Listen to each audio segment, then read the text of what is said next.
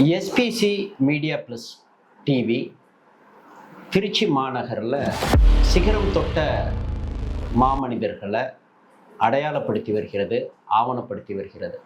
அந்த வகையில் ஸ்ரீ ஜெயரங்கா இயற்கை மருத்துவமனை மற்றும் யோகா ஆராய்ச்சி மையத்தின் நிறுவனர் இயற்கை மருத்துவர் சுகுமார் அவர்களை சந்திக்க இருக்கின்றோம். வணக்கம். வணக்கம் சார். முதல்ல உங்களுக்கு வாழ்த்துக்களும் பாராட்டுகளும். மிக்க நன்றி சார். இப்போ உங்களை பற்றி நாங்கள் தெரிஞ்சுக்க இருக்கின்றோம். உங்களது பூர்வீகம் எதுங்க? எங்களது பூர்வீகம் பெரம்பலூர் மாவட்டம் வீக்களத்தூர். அதுக்கு முன்பதாக பசும்பலூர் அப்படிங்கிற ஒரு கிராமத்துல இருந்து நம்ம வியாபாரத்திற்காக என்னுடைய தாயார் தகப்பனார் வீக்களத்தூர் என்ற கிராமத்துக்கு வந்தாங்க. உங்கள் தாய் தந்தை பெயர் என்னங்க? என்னுடைய தாயார் பெயர் ஜெயலட்சுமி, தந்தையார் பெயர் ரெங்கசாமி. உங்களோட ஆரம்ப கல்வி எங்க படிச்சீங்க? ஆரம்ப கல்வி முதல்ல அந்த பசும்பலூர் என்ற கிராமத்திலும், அதுக்கப்புறம் வீக்களத்தூர் என்ற கிராமத்தில் 4வது வரையும் படித்தேன். 5வது வகுப்பு எறையூர் சர்க்கரை ஆலை ராமகிருஷ்ண தபோவனத்தின் கீழே கண்ட்ரோலில் இருக்கக்கூடிய ஒரு பள்ளி. அந்த பள்ளியில் தான் நான் 12ஆம் வகுப்பு வரை படித்தேன். உங்களோட இந்த இயற்கை மருத்துவ படிப்பு எந்த கல்லூரியில் நீங்கள் பயின்றீங்க? பிஎன்ஐஎஸ் என்று சொல்லக்கூடிய இயற்கை மருத்துவ படிப்பு 2வது பேட்ச். நான் எங்கே படித்தேன் அப்படின்னா TN medical college of naturopathy அப்படிங்கிற மருத்துவக் கல்லூரியில் சேலத்தில் நான் முடித்தேன். ஸோ அது 2வது பேட்ச் நான் 1998 ஜாயின் பண்ணேன். பல்வேறு மருத்துவ துறை இருக்குது. இயற்கை மருத்துவமனை மற்றும் யோகா, அதில் நீங்கள் தேர்ந்தெடுக்கிறதுக்கான ஏதேனும் நோக்கம், குறிக்கோள் எதுவும் இருக்கா? கண்டிப்பாக. அதாவது மனிதனுக்கு எல்லா மருத்துவ முறையும் தேவைப்படுது இப்போ உள்ள சூழலில்.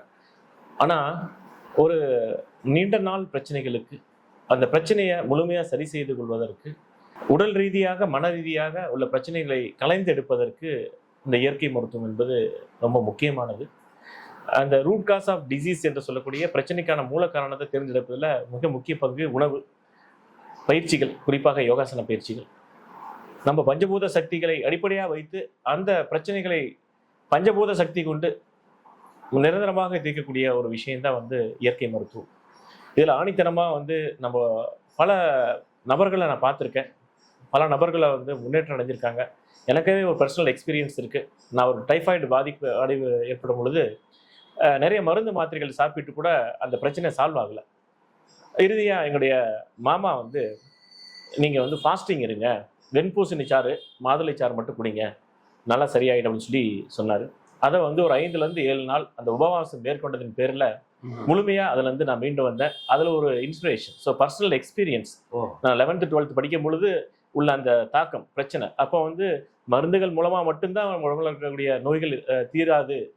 அது ஒரு தற்காலிக நிவாரணம், ஆபத்துக்கு எடுத்துக்கலாம். ஆனால் அந்த ரூட் காசை முழுமையாக சரி செய்து திரும்ப பழைய நிலைமைக்கு எதிர்ப்பு சக்தியை தூண்டக்கூடிய ஒரு விஷயம் இயற்கை மருத்துவத்தில் இருக்குது அப்படிங்கிறத நான் புரிஞ்சுக்கிட்டேன். அதுக்கப்புறம் தான் இந்த மருத்துவத்துறைக்கு ஒரு உந்துதல் ஏற்பட்டது, அது தேடுதல் ஏற்பட்டது. அதாவது இதை கிட்டத்தட்ட நம்ம தாய் மருத்துவம்னே சொல்லலாம் அப்படின்னு நான் நினைக்கிறேன். அவசியம் அப்படின்னா நீங்கள் அந்த இயற்கை சார்ந்து அந்த பஞ்சபூதங்களை சார்ந்தே ஒரு சிகிச்சை முறையை நீங்கள் தேர்வு செய்திருக்கிறது. பட்டப்படிப்பு முடித்த உடனே ஒரு மருத்துவமனை கட்டமைப்பை ஏற்படுத்தணும் அப்படின்ற எண்ணம் எப்போ வந்தது? நான் 4.5 மொத்தம் 5.5 வருஷம் படிப்பு. 4.5 வருஷம் படிப்பு, 1 வருடம் இன்டர்ன்ஷிப் பீரியட்.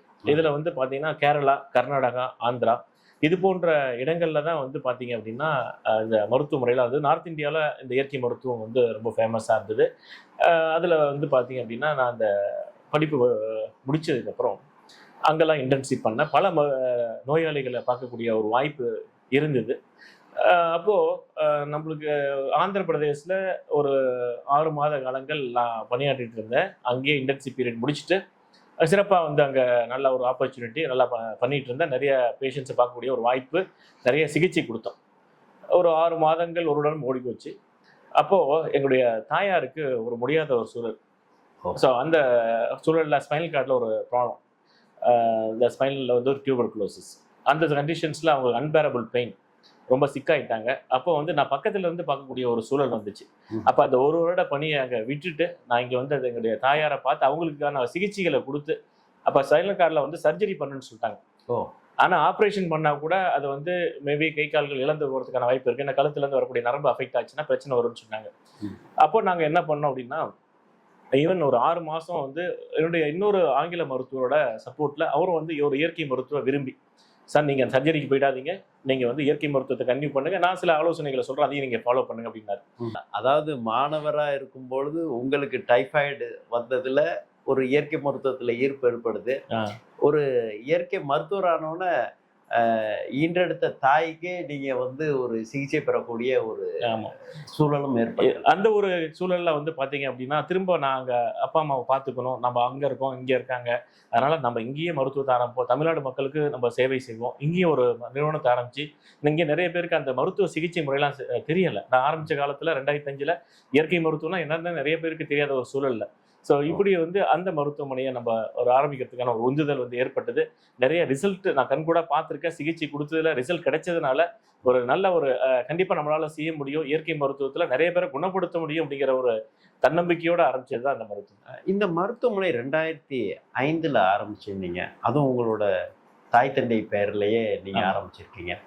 எவ்வளவு சதுர அடியில் இந்த மருத்துவமனை அமைச்சிருக்கிறீங்க? இந்த மருத்துவமனையில் உள்ள கட்டமைப்புகள் என்னென்ன இருக்கு? இந்த மருத்துவமனை பொறுத்தவரையும் முதல்ல அவுட் பேஷண்ட் டிபார்ட்மெண்ட் ஓபிடி தான் ஆரம்பித்தோம். ஒரு 6 மாதத்துக்கு அப்புறம் இயற்கை மருத்துவத்தை பொறுத்தவரையும் நம்ம சொல்லக்கூடிய விஷயம் உணவு முறைகள் ரொம்ப முக்கியம். அது இன்பேஷண்டாக இருந்து பண்ணாதான் மிகச்சிறப்பாக இருக்கும். நம்ம சொல்லக்கூடிய விஷயம் போய் ரீச் ஆகும். அதே சமயத்தில் அந்த இன்பேஷண்ட்டுக்கு தேவையான சிகிச்சை முறைகள், உணவு சிகிச்சை, யோகாசன பயிற்சிகள், இயற்கை மருத்துவ சிகிச்சைகள்லாம் கொடுக்கக்கூடிய ஒரு சூழலில் அந்த இன்பேஷன் அப்படிங்கிற ஒரு கட்டமைப்பை வந்து நாங்கள் உருவாக்கணும். இந்த இதில் வந்து வேரியஸ் டிபார்ட்மெண்ட்ஸ் இருக்குது.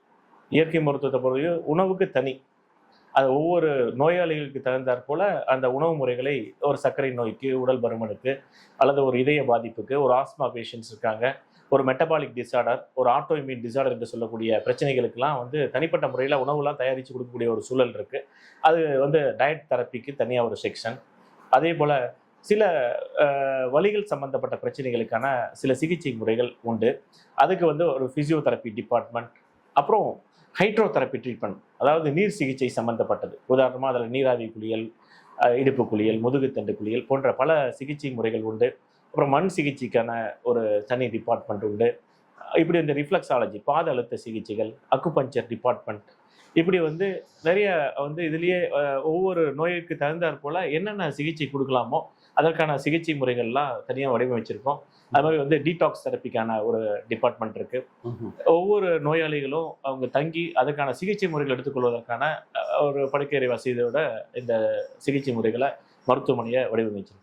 இப்போ இந்த மருத்துவமனை எவ்வளவு ஆண்டு காலமாக செயல்பட்டு இருக்குங்க? இப்போ 20 வருடம் முடிந்து 21ஆவது வருடத்துல 2025ஆம் ஆண்டுல 21வது ஆண்டுல அடி எடுத்து வச்சிருக்கிறீங்க. இதுல வேற என்ன மாதிரி பேஷண்ட் என்று ஆரோக்கியம் குறைவு உள்ளவங்க இங்க வந்து சிகிச்சை பெற்றுட்டு போயிருக்கிறாங்க? அதாவது பொதுவாக வந்து இயற்கை மருத்துவத்தை பொறுத்தவரையும் இந்த கிரானிக் டிசீஸ் என்று சொல்லக்கூடிய நாள்பட்ட நோய்களுக்கு நல்ல ஒரு ரிசல்ட் கொடுக்குறோம்.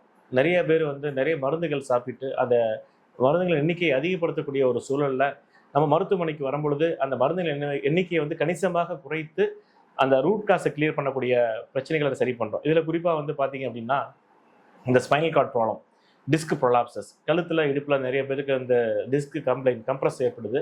அதனால் சர்ஜரி பண்ணக்கூடிய சூழலில் அது வித்தவுட் சர்ஜரி மோர் தென் 2000 பேஷண்ட் மேலே இந்த 20 வருடத்தில் நம்ம பண்ணியிருக்கோம். அதே போல் இந்த ஆட்டோ இம்யூன் டிசார்டர் என்று சொல்லக்கூடிய இந்த சோரியாசிஸ், சில பேருக்கு ஸ்கின்லாம் ரேஷஸ் அதிகமாக இருக்கும், ஸ்கேலிங்ஸாக இருக்கும், நிறைய ஸ்டீராய்ட்ஸ் யூஸ் பண்ணுவாங்க. ஸோ அந்த பிரச்சனைகளுக்கெல்லாம் வந்து ஸ்டீராய்ட்ஸ் இல்லாமல் அந்த அளவோட படிப்படியாக அந்த மருந்துகளின் அளவை குறைத்து அதற்கான சிகிச்சைகளை நம்ம பண்ணுறோம். அதுமாதிரி பிராங்கியல் ஆஸ்மா, நிறைய வந்து இந்த ஸ்டீராய்ட்ஸ், இன்ஹேலர்ஸ், அது மாதிரி வந்து பஃப் யூஸ் பண்ணுவாங்க, நெபுலைசர் யூஸ் பண்ணுவாங்க. லங்கோட கெப்பாசிட்டி குறைஞ்சிக்கிட்டே இருக்கும். ஸோ அதுக்கு வந்து வித்தவுட் நெபுலைசர், வித்தவுட் இன்ஹேலர் படிப்படியாக அதோட டோசேஜை குறைச்சி அதற்கான ப்ரீத்திங் எக்ஸசைசஸ், எக்ஸ்டர்னல் ட்ரீட்மெண்ட்ஸ் இதெல்லாம் வந்து நம்ம கொடுத்து பண்ணுறோம். அதுக்கான உணவு முறை மாற்றங்கள்லாம் உண்டு. இயற்கை மருத்துவத்தோட சிறப்புனா என்னெல்லாம் சொல்லுவீங்க? இயற்கை மருத்துவத்தில் நாள்பட்ட நோய்களுக்கு சிகிச்சை கொடுக்கறது 2 ஆஸ்பெக்ட். ஒன்று ப்ரிவென்டிவ் ஆஸ்பெக்ட், இன்னொன்று curative aspect. So preventive aspect அப்படின்னா எந்த பிரச்சனையுமே எனக்கு இல்லை, ஆனா நம்ம உடம்ப வந்து நல்லா ஆரோக்கியமா வச்சுக்கணும் அப்படின்னு நினைக்கிறவங்களுக்கான ஒரு rejuvenation therapy, detox therapy. Sir நம்ம வந்து வண்டியெல்லாம் சர்வீஸ் பண்றோம் சார், உடம்ப சர்வீஸ் பண்றோமா அப்படின்னா இல்லவே இல்லை. ஸோ நம்ம வந்து எப்போ அதை நினைக்கிறோம் அப்படின்னா, கண்டிப்பா வந்து நம்ம உடம்ப வந்து ஏதாவது நோய்கள் ஏற்படும் பொழுதுதான் வந்து நம்ம அதை பார்த்துக்கணும்னு நினைக்கிறோம். ஆனா இயற்கை மருத்துவத்துல சிறப்பான சிகிச்சைகள் எல்லா இயற்கை மருத்துவமனைகள்லையும் பண்றாங்க. அதுல குறிப்பா வந்து பாத்தீங்கன்னா ஒரு வருஷத்துக்கு ஒரு முறை, இல்ல 2 வருஷத்துக்கு ஒரு முறை, இல்ல 6 மாசத்துக்கு ஒரு முறை டைம் கிடைக்கிறவங்க ஒரு 3 நாட்கள் 5 நாட்கள் என்று மருத்துவமனையிலே தங்கி நாங்க என்ன பண்றோம் அப்படின்னா அதுக்கான சிகிச்சை முறைகளை கொடுக்குறோம். யோகாசன பயிற்சிகள், கண்கள் சுத்தம் பண்றது, நாசி சுத்தம் பண்றது, கிரியாஸ் முறைகள், அதுமாதிரி வயிறை சுத்தம் பண்ணக்கூடிய லகுசங்க பிரக்சரணா என்று சொல்லக்கூடிய தெரப்பி, டீடாக்ஸ் தெரப்பி பண்றோம். அதற்கான பிரத்யேகமான இயற்கை உணவு முறைகள்லாம் உண்டு. இப்படி வந்து பார்த்தீங்கன்னா கம்ப்ளீட்டாக ஒரு பாடி சர்வீஸ் பண்ணக்கூடிய ஒரு சென்டராக வந்து நம்ம மருத்துவமனை இருக்குது.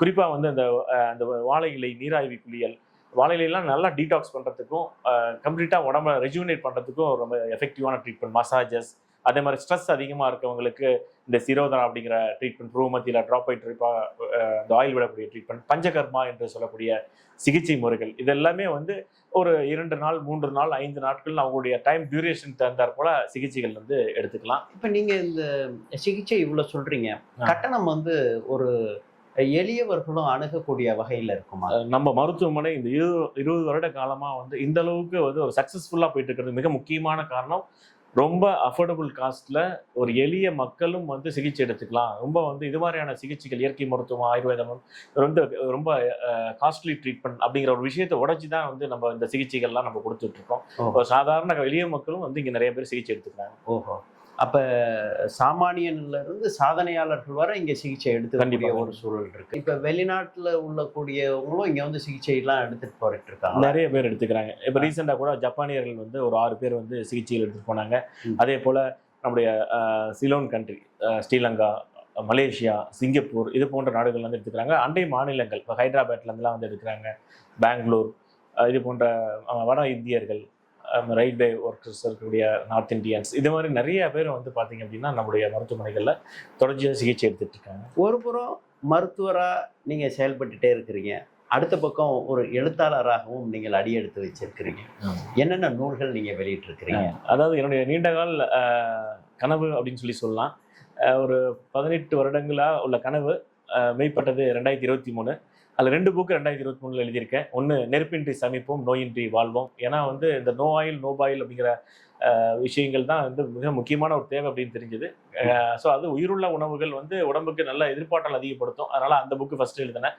2வது வந்து சிறுதானியங்களுங்கிறது அந்த 2023 வருடம் வந்து சிறுதானிய ஆண்டு, உலக சிறுதானிய ஆண்டு. அதை நோக்கி அந்த சிறுதானிய பயன்களை உணர்த்தும் வகையில் நோய் தீர்க்கும் சிறுதானிய உணவுகள் 200 என்ற புத்தகத்தை எழுதினேன். இந்த 2 புத்தகங்கள் எழுதிட்டு இருக்கேன், எழுதி முடிச்சேன்.